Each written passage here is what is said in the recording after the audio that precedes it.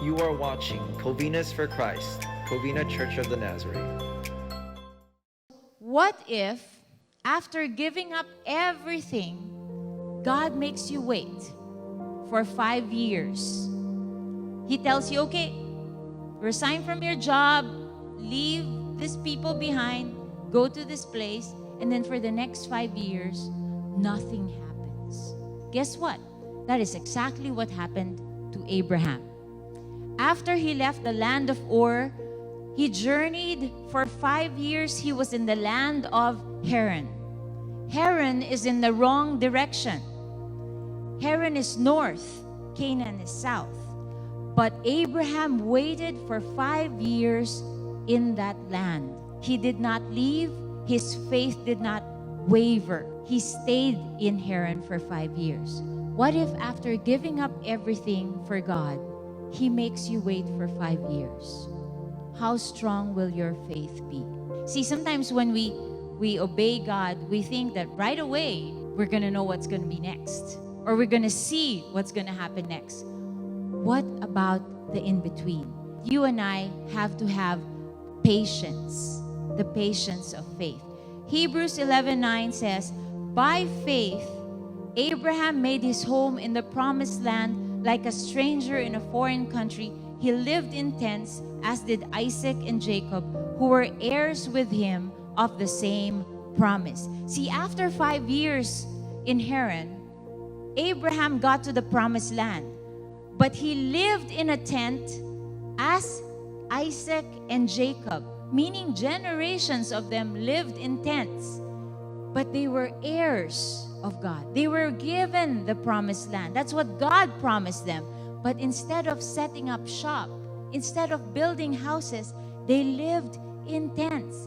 Abraham lived like an alien. He did not take possession of anything yet. He was a tent dweller. He dwelt among the people that were in the promised land. He owned nothing. He was a nomad. Why didn't Abraham settle down once he reached the promised land?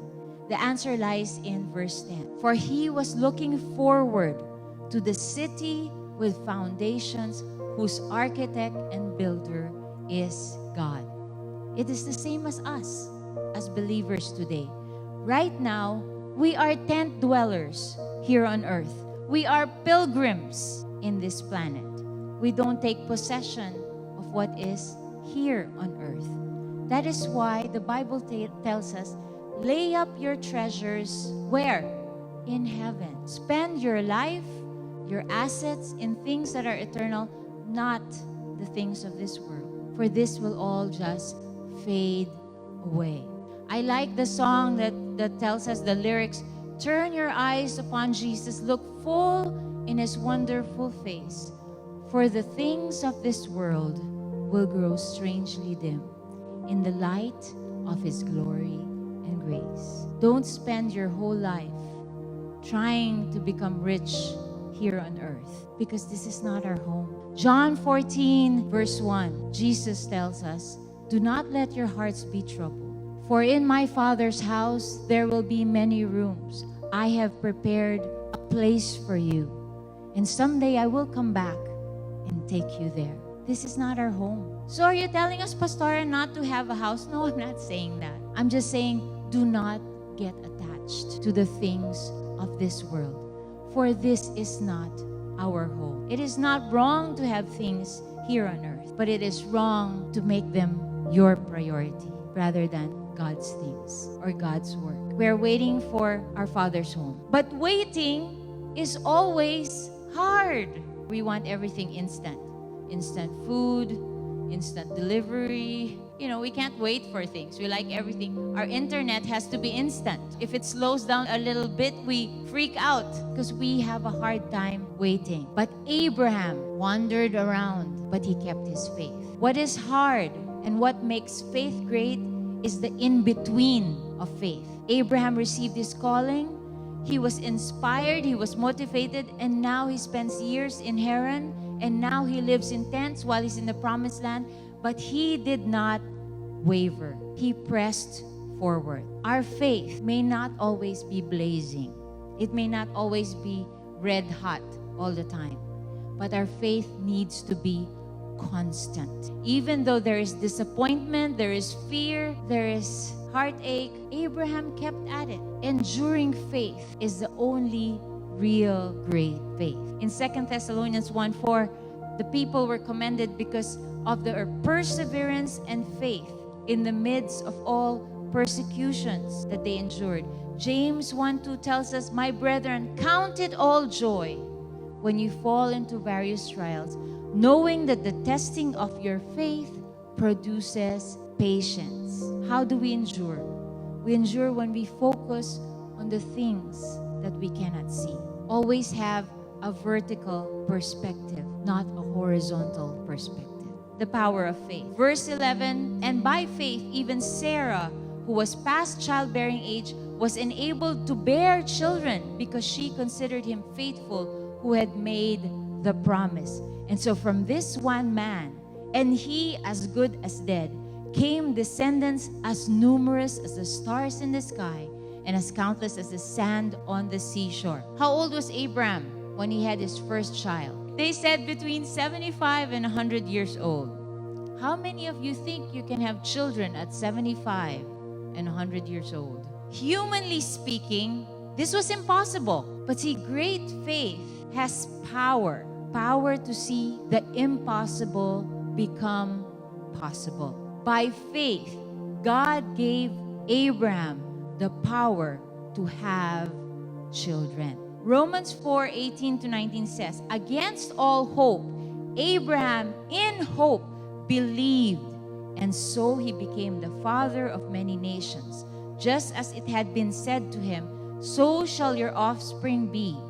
Without weakening in his faith, he faced the fact that his body was as good as dead, since he was about 100 years old, and that Sarah's womb was also dead.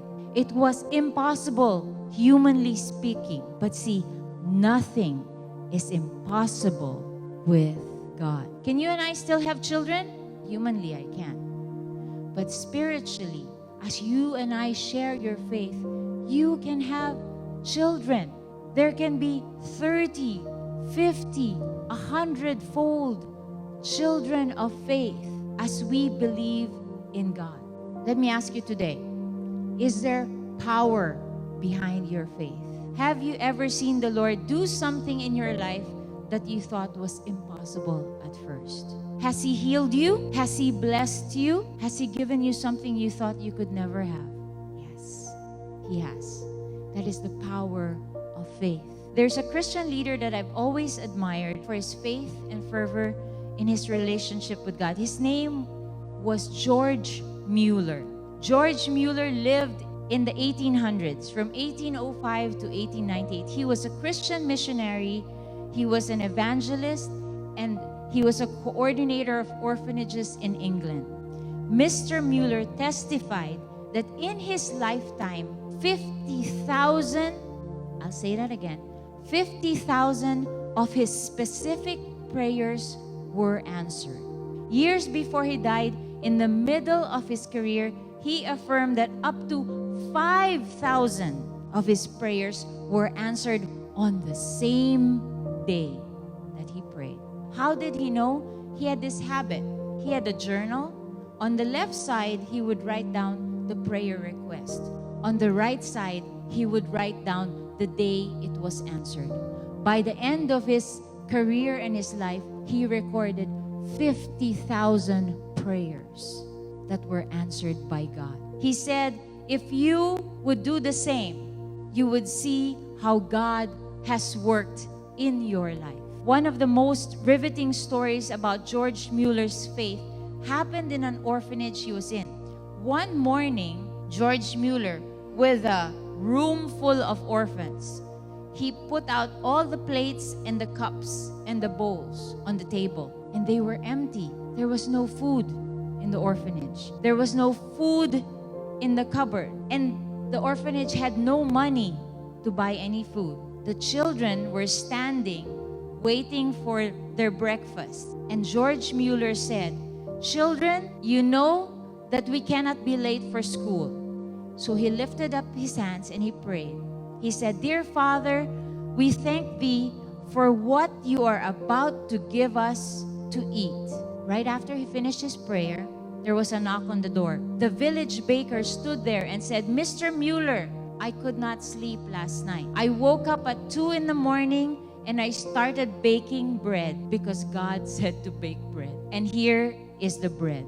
Right after that, Mr. Mueller thanked the baker, and no sooner had the baker left, there was a second knock on the door. It was the milkman. He said, "The milk cart, his milk cart, broke down right in front of the orphanage. One of the wheels broke. And he said, in order for me to fix the wheel, I have to give away the milk because it's too heavy. So here are all my cans of fresh milk so I can empty my wagon and repair it. The milk is yours." God provided. All he had to do was have faith. One of the most famous quotes of George Mueller goes this way: "The greater the difficulties, the easier for faith."